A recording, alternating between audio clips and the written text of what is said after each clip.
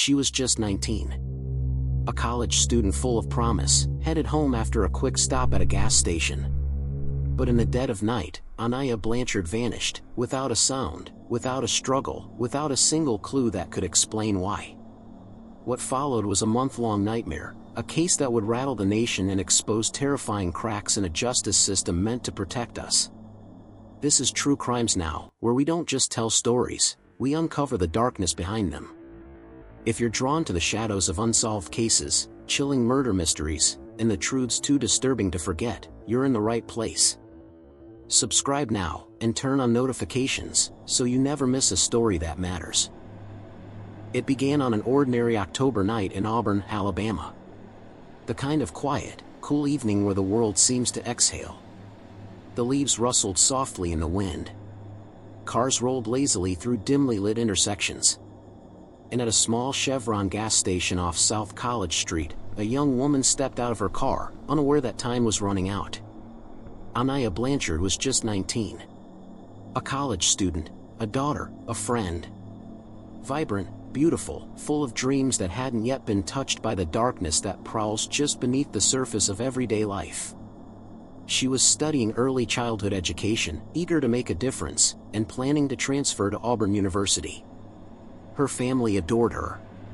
Her smile lit up rooms. But none of that mattered to the evil that had been watching. It was just after 11 p.m. when Aniah stopped at the Chevron. Surveillance footage would later capture her entering the store. Her steps were casual, unaware. Maybe she was just grabbing a drink or some late-night snacks. She didn't seem to be in a rush. But someone else was there too. A man. Tall. Broad. Heavy-set. His eyes flickered toward her like a predator sizing up prey. On camera, he pretended to browse, picking up a bottle of alcohol, but his attention was elsewhere. Focused. Intent. That was the last time Aniah was seen alive. A few hours later, her phone would go silent. No more Snapchats. No more texts. And in the still hours between midnight and dawn, she vanished. The morning of October 24th started out like any other.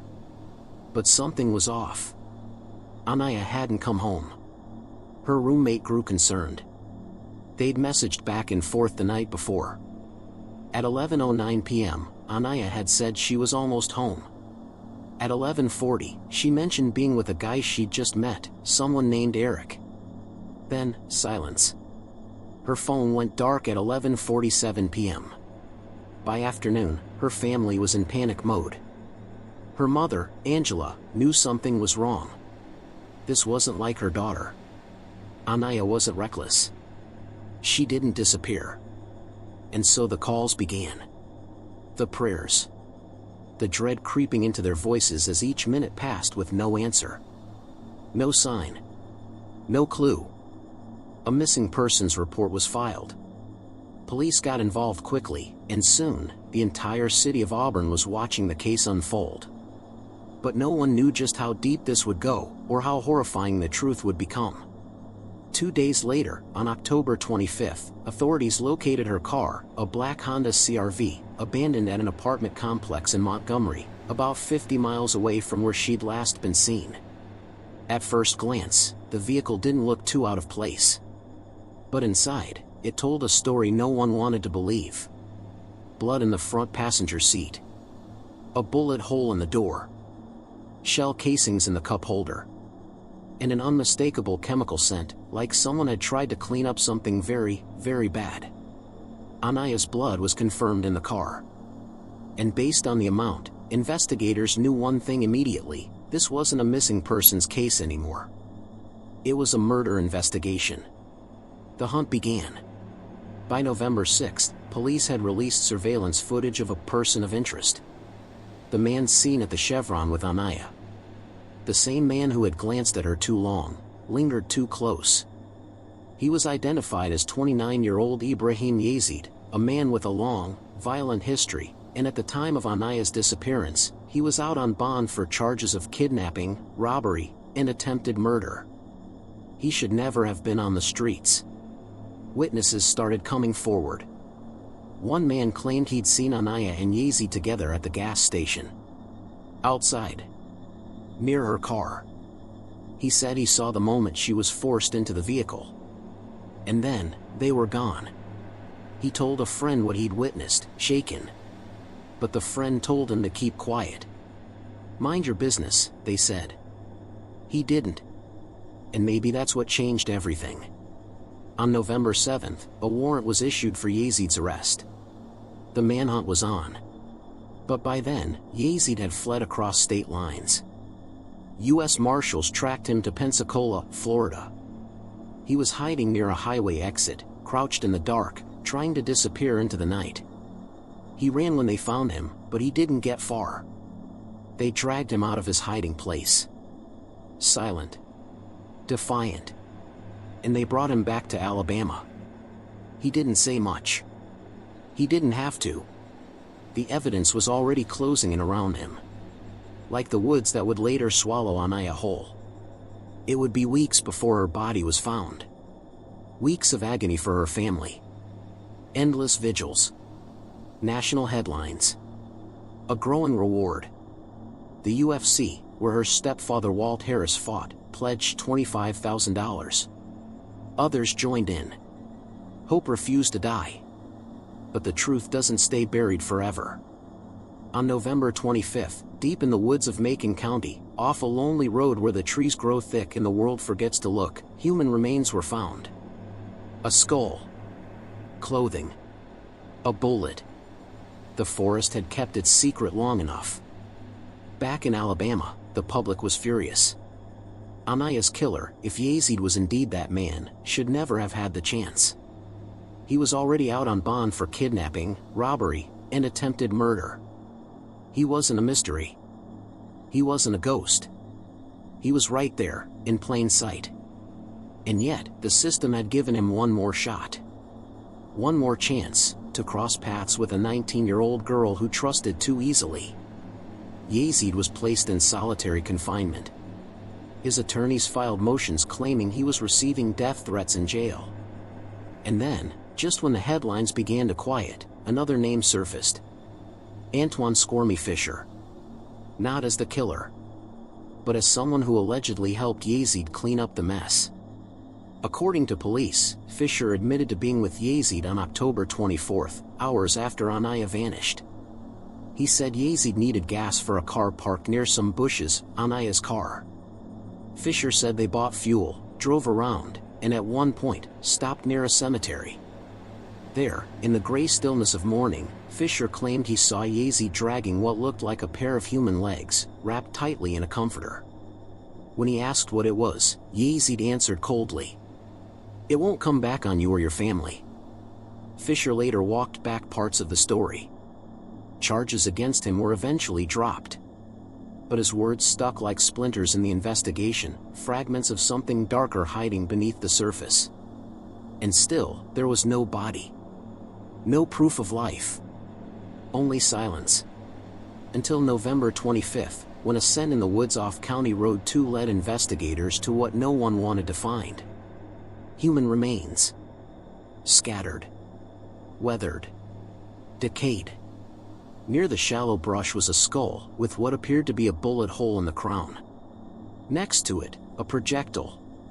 Next to that, the clothes Aniah was last seen wearing. DNA testing confirmed the truth, Aniah Blanchard had been found. But the questions were just beginning. The news of Aniah's discovery spread like wildfire. Across Auburn, Montgomery, and the entire state of Alabama, grief swallowed everything. There were no more search parties, no more hopeful vigils with candles held high in trembling hands. The question that had haunted her family for over a month, "Where's Aniah?" had finally been answered. But now a more painful question emerged: why? And how? As the coroner worked quietly, methodically, piecing together a timeline from bones and weathered tissue, prosecutors were building a case against Ibrahim Yazid. Capital murder charges were filed, not just because of the violent nature of Aniah's death, but because of what she represented: innocence, vulnerability, and trust, shattered in an instant. The prosecutor's argument was chillingly straightforward. Yazid had seen Aniah alone, followed her, and forced her into her own vehicle. Somewhere between Auburn and Montgomery, something happened. Whether he intended to abduct her from the beginning, or things spiraled into chaos during the ride, was unclear. What was clear was that he had inflicted a fatal injury, likely a gunshot to the head, and then tried to hide the evidence. He didn't just abandon her body in the woods, he tried to erase her. And he might have succeeded, had it not been for one thing: Aniah's name never stopped echoing. Not in the media. Not in the hearts of those who loved her. Not in the voices of thousands of strangers who had never met her, but saw their own daughters, sisters, and nieces in her face. As the case moved forward, so did something else, something far bigger than any courtroom battle. In the middle of her family's grief, Aniah's stepfather, Walt Harris, a UFC fighter, refused to let her death become just another story. He used his platform to speak out, to demand justice, and to shine a light on the dark corners of a broken system that had allowed a violent offender to walk free. But it wasn't just about rage. It was about change. From the ashes of this tragedy, a proposal began to form: Aniah's Law. A legislative response to the loophole that allowed people accused of serious, violent crimes to post bond and walk the streets like free men. Aniah's Law would give judges the discretion to deny bail for those charged with certain felonies, including kidnapping, rape, and murder. It was a move that some felt was long overdue. Others warned about the potential erosion of civil liberties. But in the end, the voices demanding action were louder than the ones clinging to technicalities. The bill passed the Alabama legislature with overwhelming support. And in 2022, it was put on the ballot. When the votes were tallied, nearly 80% of Alabamians said yes. Yes to protection. Yes to accountability. Yes to Aniah. It was one of the few moments in recent memory where tragedy led to tangible reform, not just thoughts and prayers, but policy. But as the law changed, Yazid's defense team prepared for trial. The evidence against him was compelling. Blood in Aniah's car. Surveillance footage. Cell tower pings that placed him near the scene. Statements from others who had seen him behaving erratically the night of her disappearance. Still, he pled not guilty. In 2023, during a pretrial hearing, prosecutors announced their intention to seek the death penalty. They argued that this wasn't just a murder, it was a calculated, heinous act that involved kidnapping, violence, and an attempt to destroy all trace of the crime.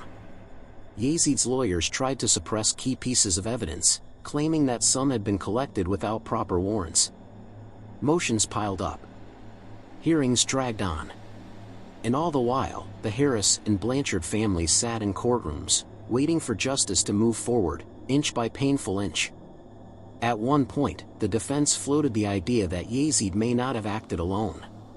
There were whispers about another figure, someone who might have helped lure Aniah, or played a role in disposing of her remains. But without hard proof, it was just smoke. No new charges were filed. The trial date was pushed again and again. Years passed. But for Aniah's loved ones, the passing time didn't dull the pain, it calcified it. Made it harder. Sharper. They remembered her not for how she died, but for how she lived. Aniah Haley Blanchard was more than a headline. She was a daughter, a sister, a student, an athlete. She had dreams that stretched far beyond the boundaries of Auburn. She was studying early education, hoping to work with kids, maybe become a teacher, maybe open her own daycare one day. She loved makeup tutorials and TikTok dances, coffee runs and road trips. She was kind. She was brave. And she deserved more time. Every year on the anniversary of her disappearance, her family holds a memorial in her honor. They speak her name. They share stories. They remind people that the danger wasn't in her choices, but in the evil she unknowingly crossed paths with.